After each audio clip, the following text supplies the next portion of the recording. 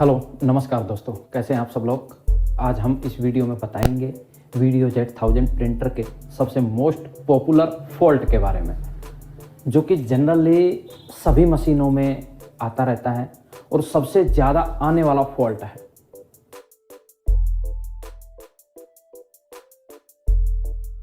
किसी भी क्वेरीज से रिलेटेड आप हमें हमारे दिए गए नंबर पर कॉल कर सकते हैं या हमारी वेबसाइट पर हमें मेल कर सकते हैं या मैसेज कर सकते हैं। तो दोस्तों आइए हम आपको दिखाते हैं गटर फॉल्ट होता क्या है। आइए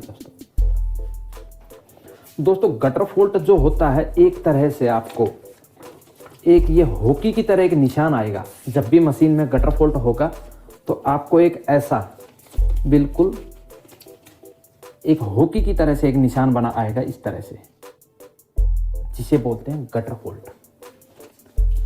तो ये गटर फॉल्ट होता है, इस डायग्राम के थ्रू मैं आपको समझाता हूं कि ये गटर फॉल्ट होता क्या है। एक्चुअल में फर्स्ट वीडियो आपने देखा होगा, उसमें आपने देखा होगा मैंने ये बताया था आपको नोजल मैन्युफोल्ड। ये दो ट्यूब हैं, ये नोजल बिट है, और उसके बाद ये जो नोजल बिट के बाद ये है हमारा, ये जो नोजल के नीचे जहाँ एक लाइट सी जलती रहती है, बीच में से इंक आती है, इसे हम इस आइटम को हम बोलते हैं चार्ज इलेक्ट्रोड। ये चार्ज इलेक्ट्रोड है। इसके बीच में ये एक रेड कलर की लाइट जलती है, जिसमें हम देखते हैं मैग्नीफिकेशन लेंस के थ्रू ये ड्रॉप कैसे बन रहे हैं। उसके बाद ये जो लाइन इंक के नीचे आती है, नीचे एक छोटा सा पाइप होता है, ये होता है गटर पाइप, ये वाला, जिसे हम बोलते हैं गटर। ये दोस्तों एक्चुअल में फॉल्ट क्या होता है। गटर फॉल्ट के 6-7 पॉइंट हैं, वो एक एक पॉइंट आपको समझने की जरूरी है। नंबर 1 ये होता है, गटर फॉल्ट का मतलब होता है ये जो गटर है इसमें इंक नहीं आना। यहां तक इंक आएगी नहीं तो मशीन क्या करेगा, गटर फॉल्ट है। ये जो नोजल जो प्लेट होती है, ये जो नोजल प्लेट होती है, इसके जिसे नोजल प्रिंट इंजन बोलते हैं हम, इस प्रिंट इंजन के बैक साइड में नीचे एक सिग्नल वायर होता है जो गटर से टच होता है। वो ये दिखाता है कि जब यहाँ इंक निकलती है नोजल से, इस चार्ज इलेक्ट्रोड के में से आएगी और इसमें गटर में जाएगी। यहाँ पे जब ये जाती है तो अंदर गटर होता है, वो उसको सेंस करता है। अगर इसके अंदर आ रही है तो आपको गटर फॉल्ट नहीं, अगर इसके अंदर इंक आ ही नहीं रही है, यहां तक इंक पहुंच ही नहीं रही है इस गटर के मुंह के अंदर, तो फिर मशीन गटर फॉल्ट दिखाएगी, मतलब इंक इसके अंदर आ ही नहीं रही है। अब इंक नहीं आ रही है, ये हो सकता है एक रीजन कि नोजल से इंक नहीं आ रही हो, नोजल चोक हो जाएगी आपकी तो इंक ही नहीं आएगी, तो भी गटर फॉल्ट दिखाएगी, क्योंकि यहां टच ही नहीं हो रही, अंदर इंक जा ही नहीं रही है तो दिखाएगी। एक ये हो सकता है। दूसरा पॉइंट कि जब आपका नोजल से इंक निकलती है, इस नोजल से जब निकलेगी और गटर में यहां नहीं जाकर, मान लो ये गटर का मुंह है, आपकी ये इंक यहां से निकल के इसके थ्रू यहां ना जाके और इसके यहां पे इंक आ रही है, बिल्कुल तिरछी आ रही है, इधर आ रही है या पीछे आ रही है, आगे आ रही है, जैसे कि मैंने इस डायग्राम में दिखाया है। ये जो गटर का फेस है, इसमें न आके ये इंक ऐसे आ रही है, इधर आ रही है या इधर आ रही है, कहीं भी आ रही है, इसके बैक में ऊपर आ रही है, नीचे आ रही है, तो भी मशीन गटर फॉल्ट दिखाएगी।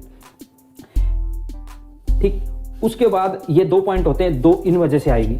उसके बाद एक ये हो सकता है कि आपका मान लो इंक है, वो गटर के फेस के अंदर तो जा रही है, इसके बिल्कुल सीधी, इसके गटर का जो मुंह है उसके अंदर छेद है, उसके अंदर जा रही है, लेकिन अगर गटर सक्शन ही नहीं कर रहा है, इसके अंदर जा ही नहीं रही है, तो भी आपका मशीन गटर फॉल्ट दिखाएगी।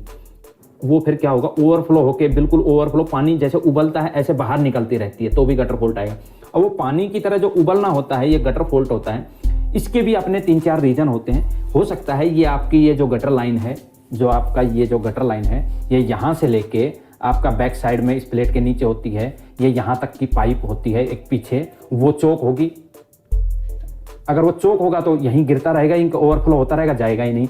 अगर मान लो यहाँ से यहाँ तक क्लियर है, तो आपका ये जो वाल मैन्युफोल्ड की प्लेट है, ये चोक हो सकती है लाइन इसकी, या आपका ये गटर वाला वाल नहीं काम कर रहा हो, ये खराब हो गया हो, ओपन नहीं हो रहा हो, या चोक हो गया हो, या इस पे सप्लाई नहीं आ रही हो, तो हो सकता है। या आपका यहाँ ये जो गटर वाली लाइन है, मोटी वाली ट्यूब होती है, यहाँ से लेके और जो पीछे जो लाइन जा रही है, ये लाइन चोक हो सकती है। या अंदर एक गटर सक्शन पंप होता है, वो खराब होगा, तो भी आपका गटर फॉल्ट होता है। वैसे आपको मैं एक चीज क्लियर कर देता हूं कि जो गटर फॉल्ट होता है बेसिकली जो आता है मशीन में, वो मेनली रीजन सबसे ज़्यादा चांसेज होने के ये होते हैं कि आपका नोजल का अलाइनमेंट ही आउट हो मिलेगा आपको। 99% केस में ये होता है कि आपका जो नोजल से इंक आती है वो सीधी नहीं आके, गटर के फेस में न आके, मुंह में नहीं आके राइट लेफ्ट या अप डाउन आएगी, तो आपका गटर फॉल्ट दिखाएगा। तो आपका मशीन ये है कि आपकी नोजल चोक है, आपको उसको प्रॉपर कंटिन्यू 5 से 6 बार आप इसको नोजल फ्लश करिए। उसके बाद आप एक काम कीजिएगा, आप देखेंगे एक सिस्टम में एंटर करें। सिस्टम में एंटर करेंगे तो आपको एक फंक्शन आ रहा है अम्बेलिकल पर्च, आप इस पे एंटर करेंगे तो देखिएगा आपको इंक नजर आएगी नीचे, नीचे दिखाऊं बिल्कुल नजदीक।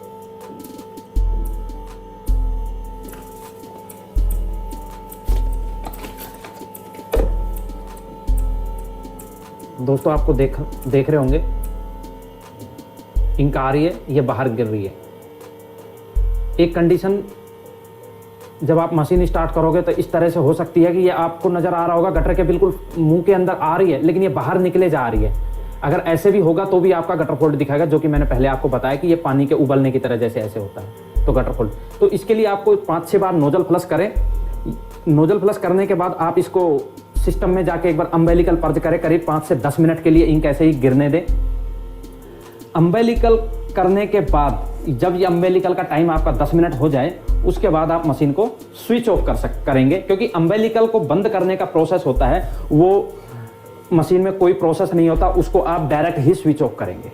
तो अभी ये 10 मिनट इसका हो चुका है, तो अभी हम इसको स्विच ऑफ करेंगे। उसके बाद वापस अभी हम मशीन को स्टार्ट करेंगे। अभी करीब इसमें 1 से 1.5 मिनट का टाइम लगेगा मशीन की होम स्क्रीन तक आने में। तो अब हम नोजल फ्लश करेंगे। तो गटर फॉल्ट क्या होता है और उसको कैसे हटाया जाता है, ये हम आपको इस वीडियो में दिखा रहे हैं। तो गटर फॉल्ट किस किस कारण से आता है उसके बारे में अब हमने आपको बताया, और कैसे इसको सोल्व किया जाए उसके बारे में अब हम आपको बता रहे हैं इसमें। तो इसके लिए आपको पहले 4 से 5 बार नोजल फ्लश करें मशीन को। 5 से 6 बार नोजल फ्लश करने के बाद आपको मैंने बताया कि आप सिस्टम में जाके अम्बेलिकल पर्ज करें। अम्बेलिकल पर्ज करना आपको 10 मिनट के लिए। जब 10 मिनट आपका अम्बेलिकल पर्ज हो जाए, उसके बाद आप मशीन स्विच ऑफ करें। स्विच ऑफ करने के बाद आप वापस मशीन को रीस्टार्ट करें। जैसे ही स्टार्ट मशीन हो जाएगी आपकी डिस्प्ले आने के बाद, फिर आप सिस्टम में जाइए। सिस्टम में जाके आपको कंटिन्यू नोजल फ्लश करना है। वही 4 से 5 बार आप कंटिन्यू फिर नोजल फ्लश करेंगे इसको। अभी मैंने नोजल फ्लश कर रहा हूं मैं, और ये नोजल फ्लश आप देखते हैं, मैंने कई दफ़ा पहले भी वीडियो में बताए हैं आपको कि नोजल फ्लश कैसे किया जाता है। और ये गटर फॉल्ट वाला है, इसमें भी मैंने आपको वीडियो में फिर इसको नोजल फ्लश कर रहे हैं।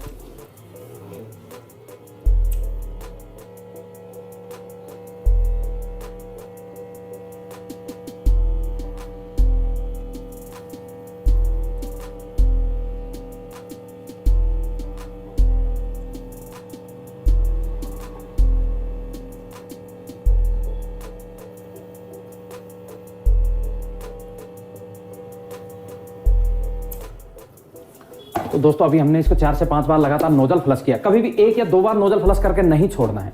अगर बार बार कभी आपने देखा अलाइनमेंट आउट हो रहा है, इंक गटर में ना आके राइट लेफ्ट अप डाउन में आ रही है, तो आपको ये नहीं छूटते ही आपको बस नोजल का अलाइनमेंट करना है। आपको पहले प्रॉपर नोजल को क्लीन करना है। और वो क्लीन कैसे करना है, कंटिन्यू 4-5 बार इसको नोजल फ्लश करना है, फिर से अम्बेलिकल करना है सिस्टम में जाके। उसके बाद देन अगेन आपको 4 से 5 बार नोजल फ्लश करना है। उसके बाद आप मशीन को स्टार्ट करेंगे। तो अभी मैं इस मशीन को वापस स्टार्ट कर रहा हूं। तो अभी करीब 1 से 1.5 मिनट मशीन को स्टार्ट होने में लगेगी।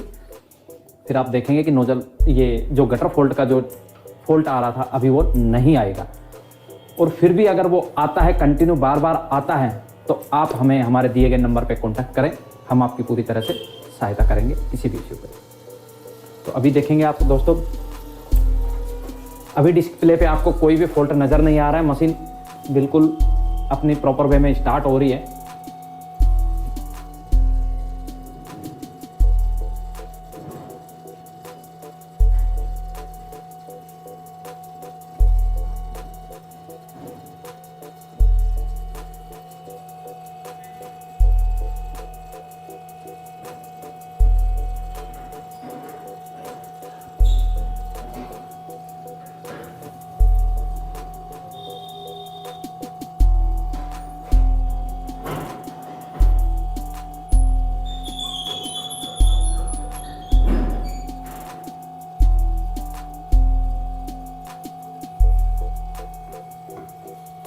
देखेंगे दोस्तों, गटर फोल्ड का जो निशान आता है वो नहीं आ रहा है और मशीन रेडी हो चुकी है। आप नीचे देख सकते हैं प्रिंट हेड रेडी। तो अब आप इसको कवर में लगा के और आप इसका अपने प्रोडक्शन लाइन पे हम लगा सकते हैं इसको। तो इस तरह से दोस्तों ये गटर फोल्ड का निशान हटता है। ये जो फोल्ड आता है इस तरह से हम इसको दूर कर सकते हैं। और उसके बावजूद भी अगर नहीं होता है तो फिर आपको नोजल का अलाइनमेंट करना रहेगा। हमें नोजल का अलाइनमेंट कहाँ करना है?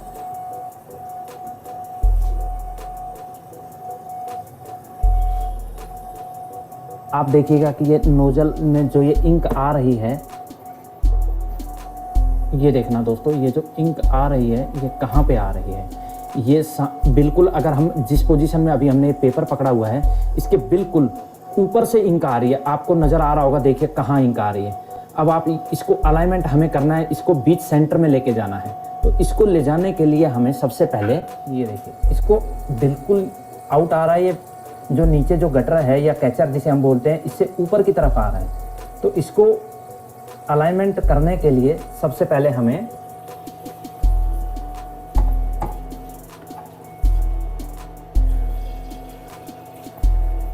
हम साइड व्यू देख रहे हैं अभी। अप एंड डाउन के लिए नोजल, ये जो अलाइनमेंट इंक की जो लाइन है उसको अप डाउन करने के लिए हमें ये देखिएगा नोजल के साइड में 2 पेच हैं। ये एलन की स्क्रू है 1.5 mm। इसे हम लूज करेंगे, इसको हम लूज करेंगे। इसको लूज करने के बाद हम इसमें एलन की लगाएंगे। इसमें एलन की लगाने के बाद हमें इसको अप डाउन करना है। व्हाइट पेपर मैं इसलिए लगा रहा हूं ताकि आपको बैकग्राउंड में क्लियर थोड़ा सा नजर आएगा। अब मैं इसको राइट या लेफ्ट घुमा रहा हूं तो आप देखेंगे कि ये धीरे धीरे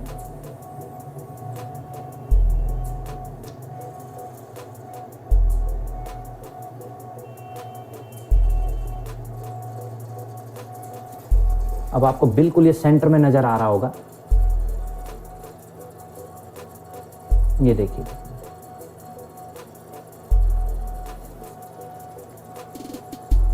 लाइन बिल्कुल कैचर में आ गई है। उसके बाद इसे वापस निकालेंगे। निकालने के बाद इसको वापस हम टाइट कर देंगे।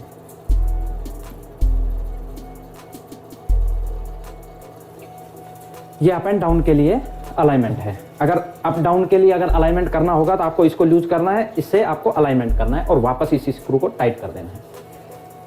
फिर हम फ्रंट में से देखेंगे। फ्रंट में अलाइनमेंट कहाँ होता है? फ्रंट में अलाइनमेंट होता है,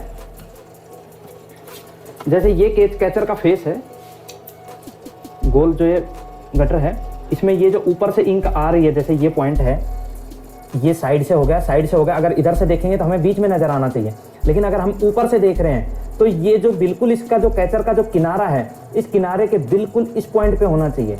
बिल्कुल मतलब लाइन पे टच भी नहीं हो कैचर के, गटर के, और बिल्कुल उसके किनारे की तरफ होनी चाहिए। यानी कि जो ये हाई वोल्टेज वाली जो प्लेट है, ये जो हाई वोल्टेज वाली प्लेट है, इसका जो फेस है गटर का, उसके हाई वोल्टेज वाले साइड में अलाइनमेंट होना चाहिए। मतलब जो ऊपर से जो इंक आ रही है, वो जो मान लो ये ऊपर से ये इंक गटर दिख रहा है आपका, तो ये इसमें होल के सेंटर में ना होके फ्रंट से अगर हम देखेंगे तो यहाँ पे होना चाहिए, बिल्कुल एंड किनारे पे पास में।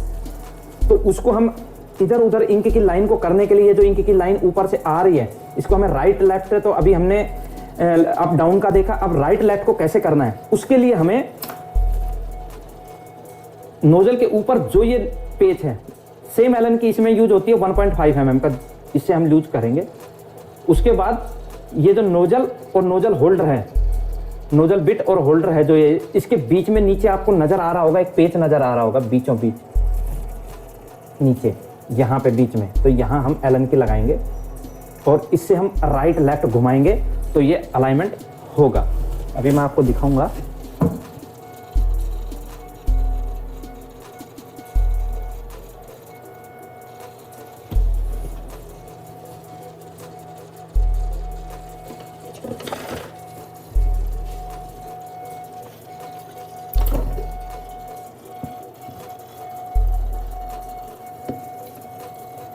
ऊपर से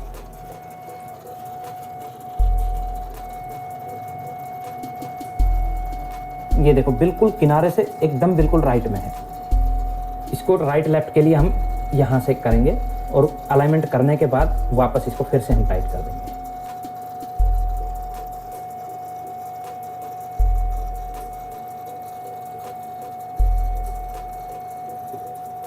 ये जो स्क्रू है हम इससे यूज करेंगे, यहाँ एलन की लगाएंगे बिट और नोजल होल्डर के बीच में। यहाँ पे अलाइनमेंट के लिए पेच है, राइट लेफ्ट घुमाएंगे तो ये नोजल हमारे राइट लेफ्ट होगा और बिल्कुल हम इसको अलाइनमेंट करके वापस से टाइट कर देंगे। तो दोस्तों आपने देखा कैसे हमने वीडियो जेट के इस 1000 प्रिंट में अलाइनमेंट कैसे करते हैं, उसको ब्रीफली आपको और डीपली इसको समझाया है। अगर फिर भी अगर आपकी नोजल में अलाइनमेंट नहीं हो रहा है, कोई इशू हो रहा है, तो आप हमें कॉल कर सकते हैं हमारे दिए गए नंबर पे, और हमें आप मेल भी कर सकते हैं और व्हाट्सअप करके हमें आप बता सकते हैं। तो अगर आपको हमारा वीडियो अच्छा लगे तो लाइक और सब्सक्राइब करना ना भूलें। Thank you.